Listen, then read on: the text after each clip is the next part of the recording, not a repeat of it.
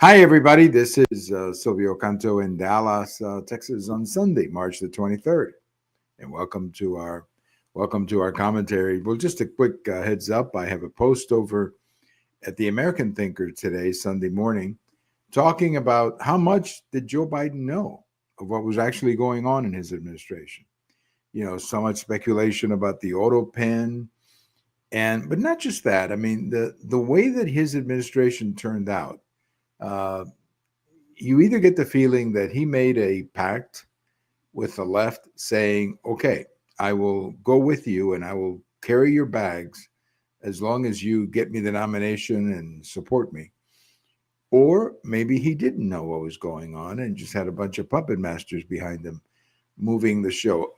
Again, we'll find out someday. I'm sure that, I was listening to Bill O'Reilly the other day, and he was saying that he's pretty sure that over the next couple of years, you're going to see a lot of books, you're going to see a lot of articles, you're going to see a lot of insiders coming clean and just talking about how bad his condition was, his cognitive decline, that is. And they're all going to be writing these books and these articles in large part because I think a lot of them are probably embarrassed to have been a part of this. I mean, I don't know how else to say it. I mean, they participated in making this possible. So in my post, I asked the question, how much did he know? Because he turned out to be totally different than what I think most people thought he was going to turn out to be. I mean, here's a man who in the 1990s was writing some of the toughest legislation in the Senate against criminals, and then he's pardoning them. Here's a man who always had a reputation for being from the center. He was pro-life. He believed in that marriage act that passed in the Senate back in 2006. And then all of a sudden he just switched. He was issuing executive orders, with boys playing with girls and Title IX reversals. I mean, all kinds of things that he was doing. Then, of course, the border is probably the biggest shock of all. I mean, because in his whole career, he was never one for open borders. So I asked the question, how much did he know? And if he did know all of this that was going on, then he didn't do his legacy any good. Because as Mark Penn points out in his article that came out this week, I mean, he's left the party in very bad shape. And you're seeing these battles within the Democrat Party right now.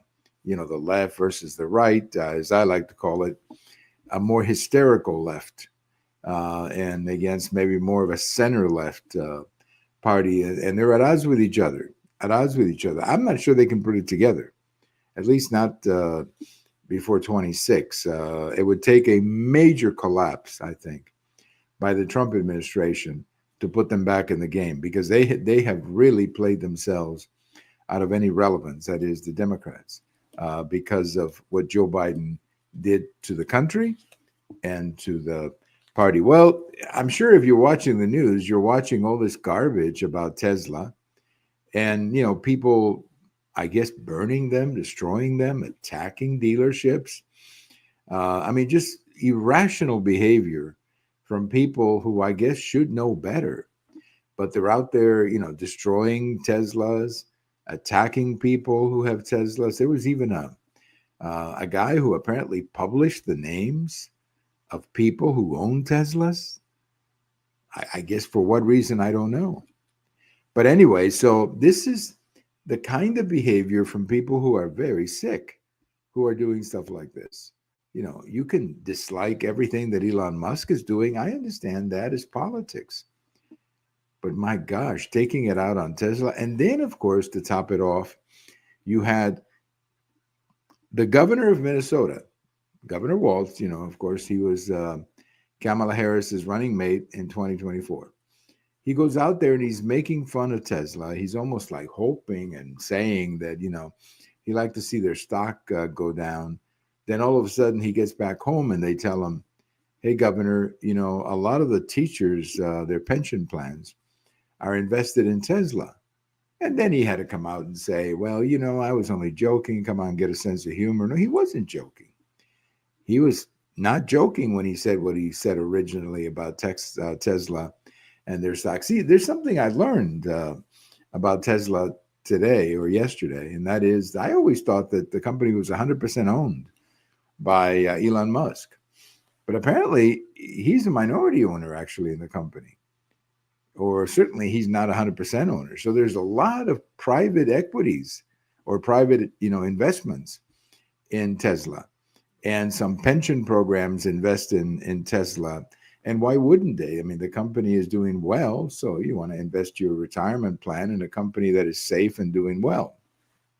And so apparently a lot of people are realizing that this is not just hurting Elon Musk, or Trump, which is who they hate. They hate him so much that they lose their heads. It's actually hurting people, normal people who work at these dealerships, who make these cars. I'm not a Tesla owner.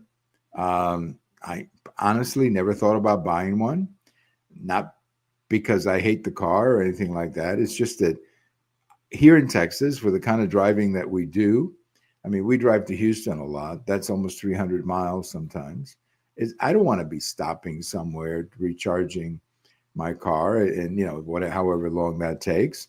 I just want to stop at a gas station and fill up and keep going, which takes 15, 20 minutes, more than, if that much. So I don't want to be stopping somewhere and having to recharge my car and on I-45 or when we're driving to Houston. And here in Texas in general, the distances are pretty long. If you go down from Dallas to Austin, that's 200 miles. If you go down to San Antonio, it's almost 300. If you go to Houston, as I say, it's anywhere from 250 to 300, depending on what part of the city you live in. And then, my goodness, if you go to El Paso, that's 600 miles. So all of these distances do not make an electric car very convenient, because I don't want to be stopping along the way and for an hour or however long it takes to charge up. I don't know how long it takes to charge up. Maybe they charge up quickly. I don't know. But they certainly a lot faster when you can put gasoline in the car and keep going. So anyway, that's why I don't have one. They're also very expensive. And I simply decided not to get one. But it had nothing to do with Elon Musk or his politics or anything like that. It just wasn't a practical solution for me. But a lot of people have taken this to a crazy level, a really crazy level when it comes to the Tesla. And I just hope that these people understand the damage they're doing to innocent people who work at that company. And I also hope they understand the damage they're doing to themselves. Because some of these people, they've already been arrested, I guess, a few of them. They're going to spend some time in jail. They are going to be spending some time in jail for what they've done. So do you hate Trump so much that you want to risk spending the next 15 or 20 years of your life in jail? Is that how much you hate Trump? I don't know. Maybe you do, but that's crazy. Absolutely, absolutely crazy. Well, one last thought here. I have a post coming out Monday morning, and it's all based on a story that I saw over at the New York Post. And I think other sources too. Now, I saw the one at the New York Post, but apparently it's going out on Twitter or X. I'm still calling it Twitter, but on X. And the story is that apparently Joe Biden wants to make a comeback. That Joe Biden has looked at his party and he said, hey, I'm the one who can save the party. I want to come back and be a positive contribution to the party.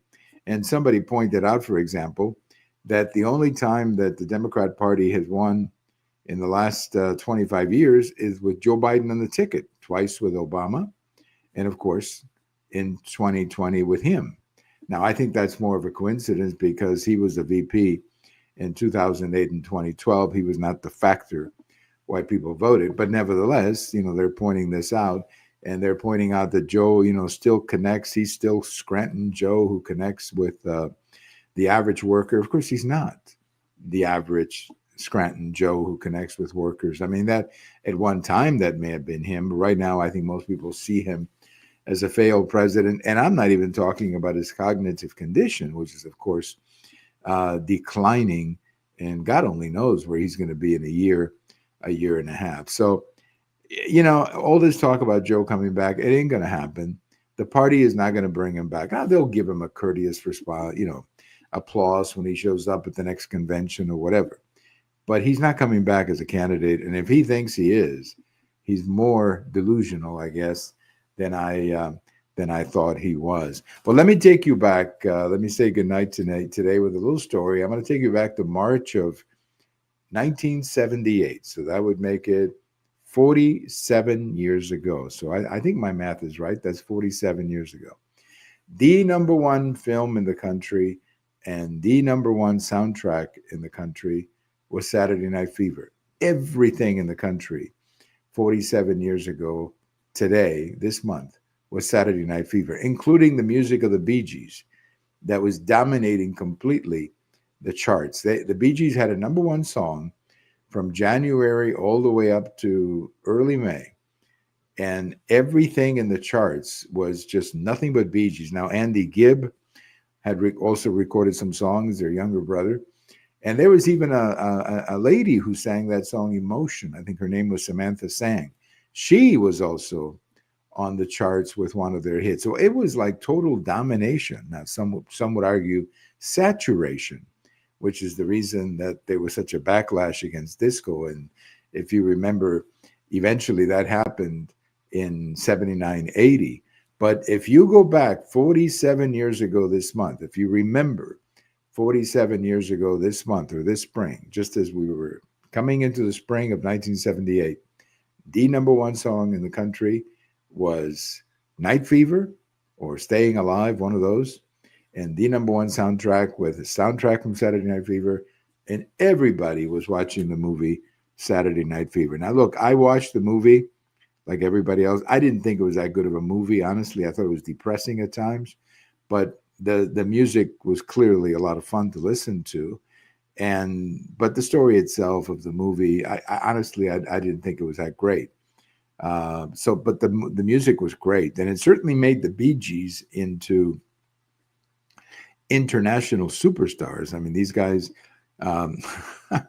they've got more money coming out of that movie and the royalties, I'm sure, than you can imagine. So 47 years ago this month,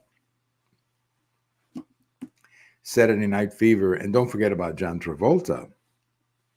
My God, he was the star of the movie, the big dancing man, John Travolta. I don't even know who else was in that movie, by the way. I know there was a young woman who danced with him, and she was pretty good, but I don't know if she ever did anything more. Travolta, of course, became huge, and the Bee Gees became huge, but I don't know anybody else in that movie who went on to any other movies that I know of. I don't know. Maybe you know, but I certainly don't. I certainly don't know. But yes, 47 years ago this month, you were doing Staying Alive or Night Fever, or maybe dancing How Deep Is Your Love with your wife or with your husband or boyfriend or girlfriend, whatever it may be, 47 years ago today. Thank you for listening. This is Silvio Canto in Dallas, and we'll talk to you later. Bye-bye, everybody.